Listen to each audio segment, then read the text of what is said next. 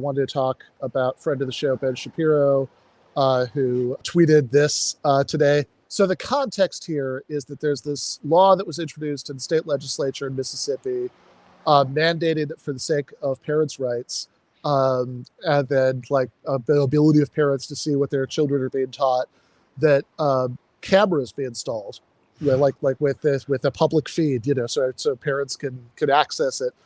Surveillance cameras in not only every K-12 classroom, but also every public university classroom in Mississippi. And other Ben is responding to people saying this is horrifying, saying, yes, why should parents have the ability to see what teachers are saying to their children? Everybody else, because they're our kids, not yours or the NEA's. There is a long-standing desire on the right to dismantle public education. That is, I think, really, public education exists because the radical Republicans in Reconstruction knew that we could not have any semblance of equality in this country if we did not allow for public education and for and largely, though certainly not exclusively, freed slaves need to be educated, and their kids need to be educated. And there is, the right has wanted to defund public education, and this is a vehicle to do it, because the surveillance cameras are not there so that like I can check and see if Johnny's doing his homework and Betty's, drawing pretty pictures. It's to surveil the teachers. It's to surveil the teachers and make sure they're not, starting with, they're not in any way, suggesting that they're not heterosexual. Mm-hmm. And then it moves from there into like, they're talking a lot about slavery, and they're making it like the Civil War was about slavery. And then it's like, and there's not been we're not hearing the other side, like how much better the slaves had it in this country than they did in Africa. We're not hearing that side of it. That's not balanced. This is, and what happens is it begins to, it's an assault on public education. And that's what they want. And they want that money, and they want it to go to private schools. They want it to go to parochial schools in particular.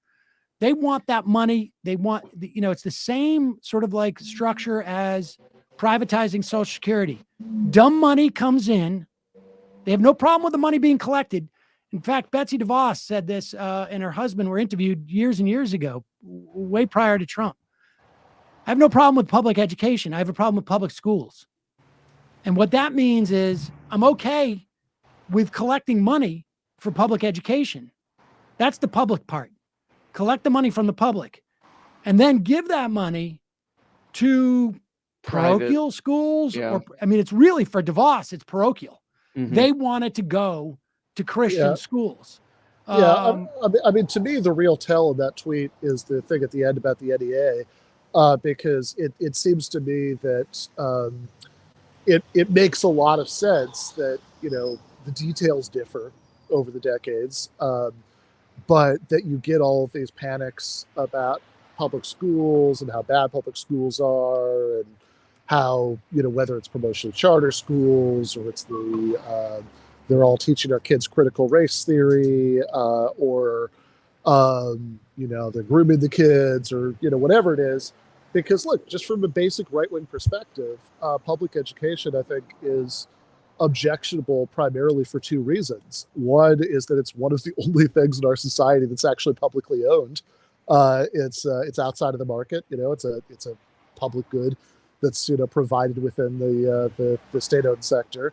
And two, it's unionized, right? That this is a lot of places. This is the only thing that's consistently unionized. So obviously, if your agenda is to undermine the public sector and to undermine labor unions, then obviously you're not going to like public schools very much, and it is. But I also so that's one thing. But I also think, we were talking about free speech a moment ago.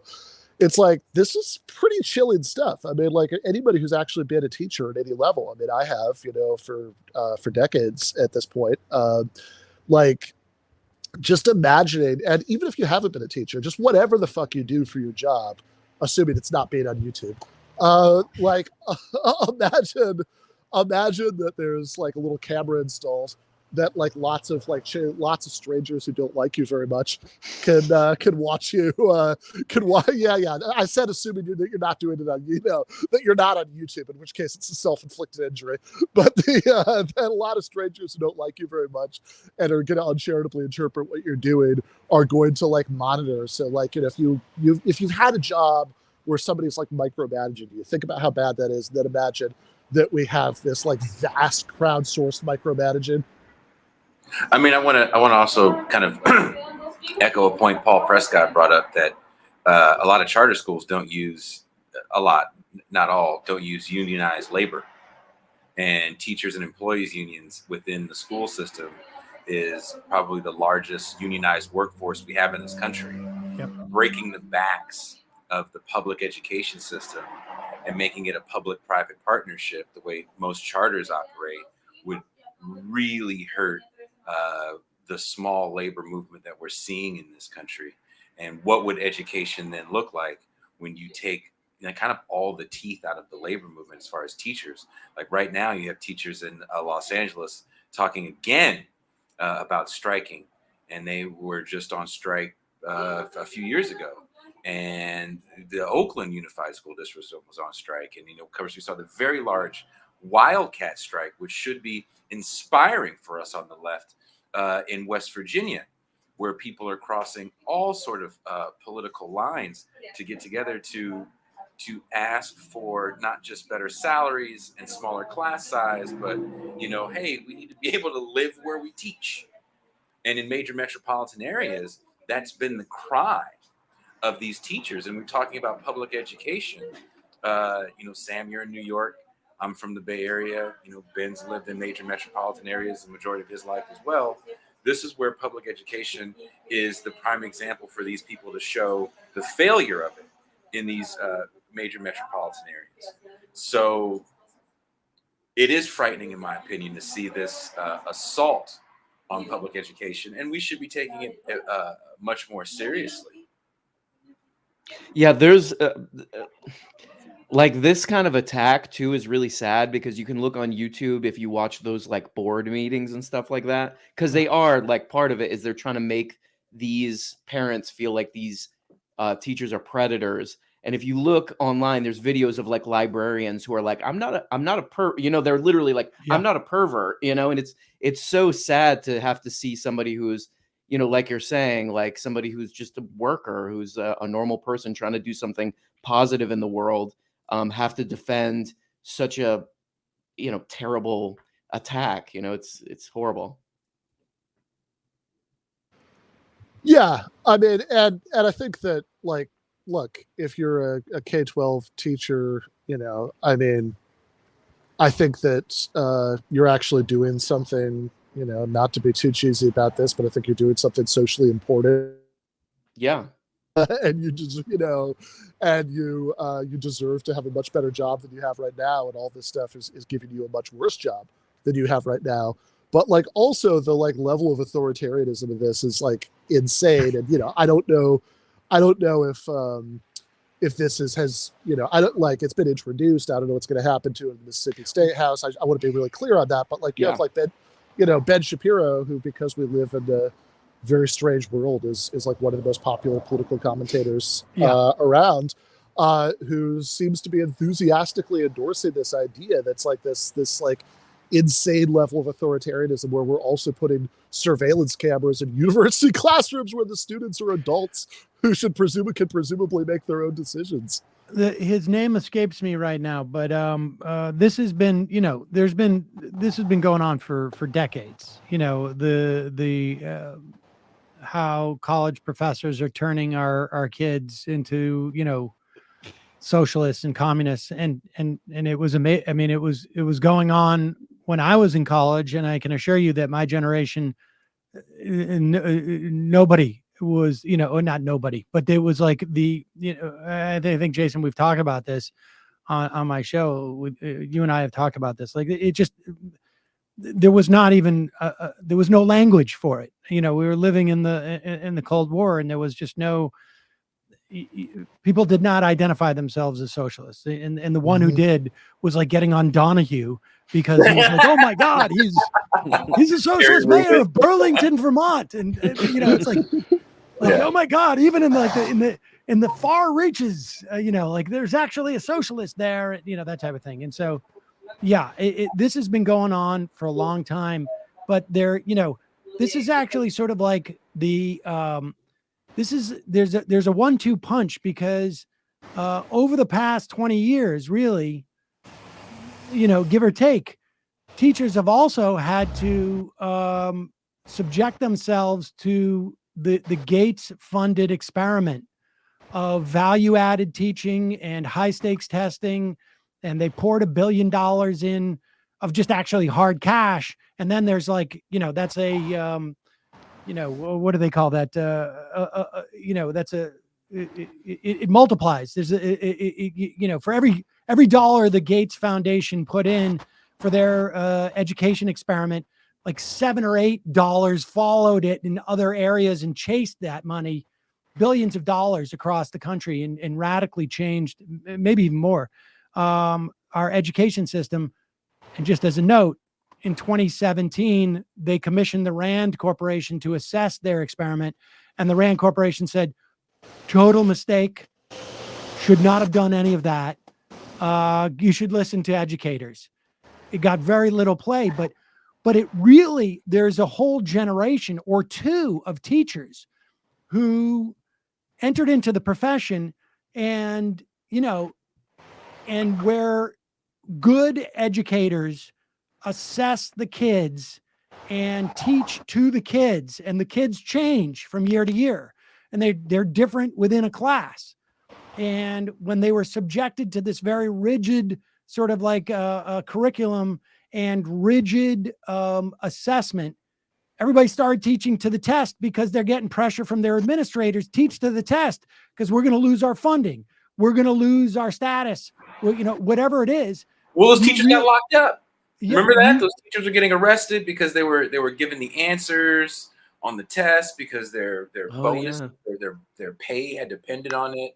I have to give you a shout out, Sam, as I did a video essay last year on philanthrocapitalism or effective altruism, or cute name people want to give it.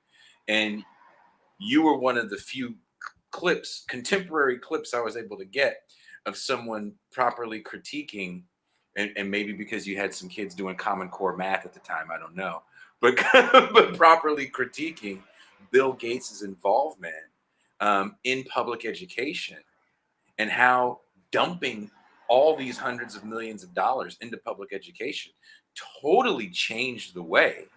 Oh yeah, Arnie Duncan, and like, I mean, it completely screwed up the trajectory. It's really, I mean, there's so many facets to it, but it really demoralized multiple generations of teachers. On top of which, it's also like a perfect example of like why billionaires should not be allowed to exist. Unilaterally trying to change education. It's just like they sit around and spend $1 billion. You got $100 billion, $200 billion.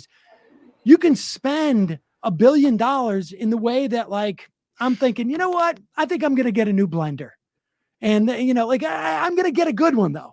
I'm going to get one. So maybe I'll spend a little bit of time. I'll go to a couple of websites and see what the best blender is, and then I'll buy it, and then I'll never think about it again. And I'll put it, you don't want billionaires, because this is it is antithetical to democracy. And on a whim, they can decide, like, I'm going to change the trajectory of public education in this country. and that's it. And no, it turns out it didn't work out. It's like, and it's a real problem. But in terms of teachers, it's just like, this is the next round of an assault on their profession. And, people don't go into teaching, at least, now public education, K through 12, you don't go into teaching because you really, you want to make a lot of money. That's not why you go in there. You go in there because you want to teach, and you want to teach kids. And it's really just, it then becomes like, how much shit are you willing to deal with to be able to, get the fulfillment out of teaching kids? And it's real. I mean, it's exactly the opposite of what we should be doing as any society, really, it seems to me. The propaganda film that Gates was one of the producers of, that comes out during Obama's first term, Waiting for Superman. Waiting for Superman. A Right? very powerful film that's anti-teachers union. And what's the moral of that story is that it is tenured teachers that are the problem with public education and education as a whole. And this lottery system is broken. What we need is more charter schools, and teachers unions are the enemy.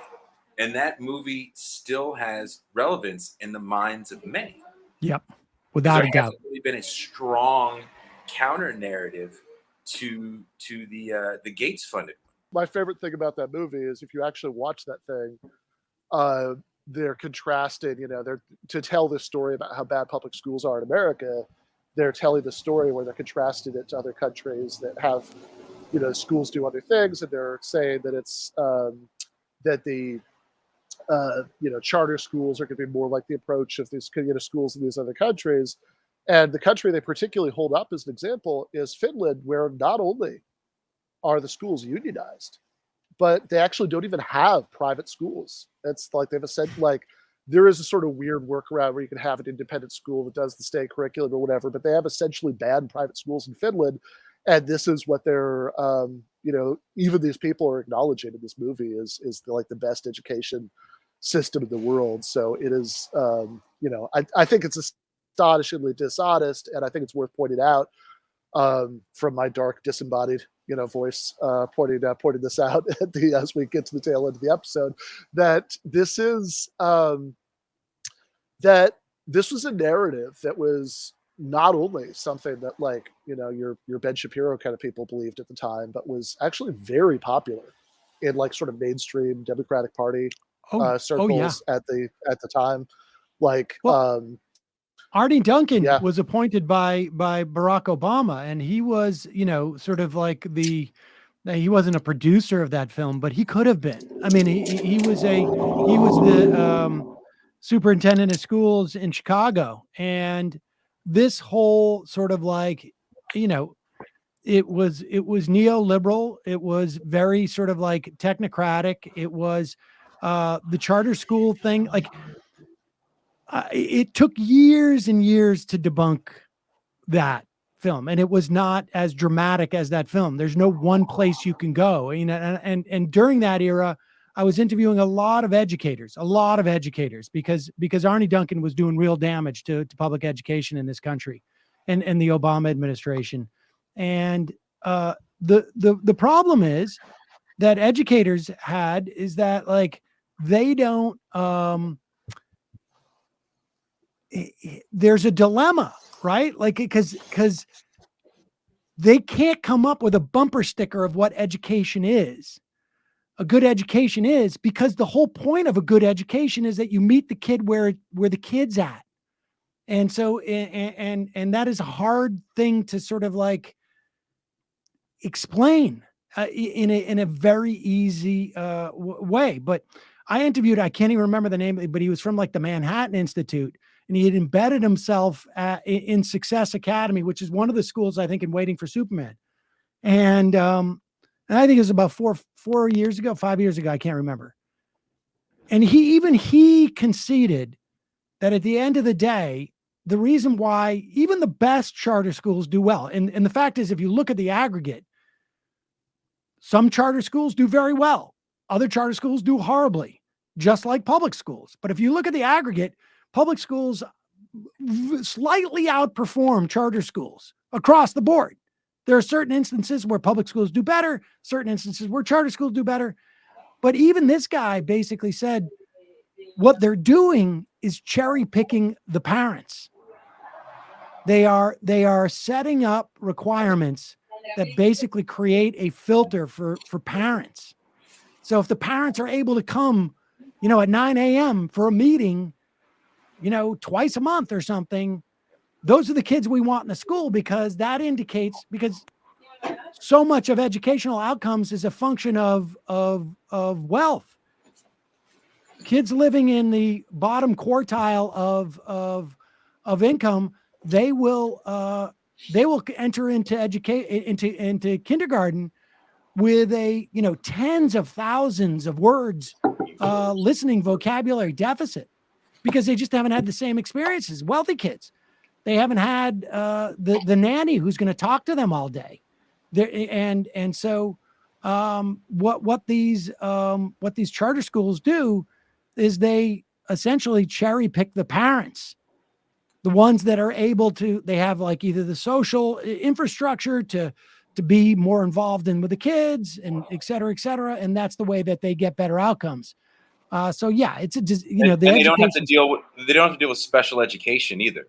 So exactly. They also, they don't have that legal obligation to educate every student. It depends on what state it's in, but they get around it even when they do.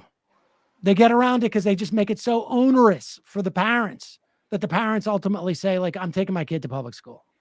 And that's basically what happens. And that's, and so. And there's a profit motive, and we have to keep that in mind. These schools are run like a business. Totally. And unlike public schools, this is where charter schools become really frightening, in my opinion. And in places like Oakland, where they've kind of taken over, where it's becoming a real problem. And that is, if they fail, right? They're gone. But what happens to those kids? What happens to those kids? And two people have to remember too, like the reason why public schools can function, even with the amount of funding that the underfunding that they have, is volume. And as these kids leave and go to charter schools, that money follows them, and it leaves the public education system. It goes into the charter system. And if that school fails, the local public school all of a sudden doesn't have the ability to plan more than 6 months out, because and they're close. So what do you do? What do you do? What do you do if, like, all of a sudden there's 500 more kids in your district? And here's the double failing of that. So as those charters become successful, inverted quotes, public schools close because no one wants to send their kids to the warehousing of the bad kids school. You close the public school, you have in a situation in Oakland where you have protests. That, again, I'm kind of sad more people aren't talking about them. There's protests to keep these public schools open because these charters fail so much, because they are money-making opportunities. I don't remember if people remember the football player Deion Sanders that got caught on tape a few years back shaking down his administrators at his charter schools over money. So, as Prescott is saying, and shout out to Paul Prescott, who also was a public teacher for some time, these schools fail at a higher rate. The market isn't going to give you a better education, because who are the people running these schools? So the original idea of charter schools was actually, his name escapes me at the moment, but was promoted by the teachers unions as an opportunity to experiment and do experimentations that are scalable. But the vision of that was lost over the years. And none of these experiments that they're doing are scalable in any way. They work to the extent that they work, and they do work in some schools. To the extent that they work only for those schools, and they bring no value to the public system. And it really is ultimately, different people have different motivations behind them. I think a lot of times, depending on the state, these can be private for-profit schools. They can have more or less state oversight or local oversight. It varies state to state. Massachusetts does a good job of capping this. They actually had a referendum that made it impossible for these charter schools to operate outside of like the authority of the local public schools. But for the most part, charter schools, it's almost like the Iraq War, where Wolfowitz said, well, weapons of mass destruction was one thing we could agree on. Charter schools, there's some people are in it because hedge funds are making money. They want to sit on the real estate. They and some of it is ideological. There are people want to destroy the public schools. Some people want to destroy the public school unions, but in the end, it is like it is an impulse that needs to be checked. And we need to go back to allowing teachers to teach in schools rather than sort of like hit their numbers for the quarter. I was gonna say with the cameras thing, probably the worst thing that could happen is that those cameras actually go into the school, because then you'll see, okay, most teachers are, they're good. Most teachers are good. They're trying to create fear, right? They're trying to create uncertainty and suspicion that these teachers are, indoctrinate are groomers and all this stuff. I don't know. I think that's kind of funny. That's probably the worst thing, like with Ben Shapiro's tweet. Although also, like, if somebody followed you around all day, as you're just kind of going about your business and like recorded everything that you said. Oh yeah, you find something probably. Yeah, exactly. You'll find you can pan for gold of people saying right into trouble for. Yeah. Which is, it's just kind of a nightmare on the face of it. But I did want to pivot because I want to be aware of everybody's time. Can I just say one more positive thing? Please? I hope if they do that, it spurs an entire generation of kids who like spend their time trying to fuck with those cameras. Yes. Like cutting the wires, yeah, or getting up and mooning the camera, mm-hmm. or like putting up like photos of the classroom empty, right God. In front of it. Like I gotta hope that there's like at least one kid in every class who's going to be like, my whole school year is going to be dedicated to fucking with that camera. That's going to become a TikTok subgenre. It's going to be classroom fails. Exactly. Classroom fails or something. Exactly.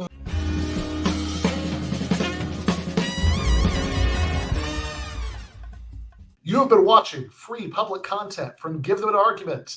To access every single episode of the show, the main show on Monday nights, all of the streams, all of the debate breakdowns, all of the patron-exclusive postgames on Monday nights, all of the patron-exclusive bonus episodes every week, and much, much more, go to patreon.com/Ben Burgis. I cannot resist ending this with, don't be foolish.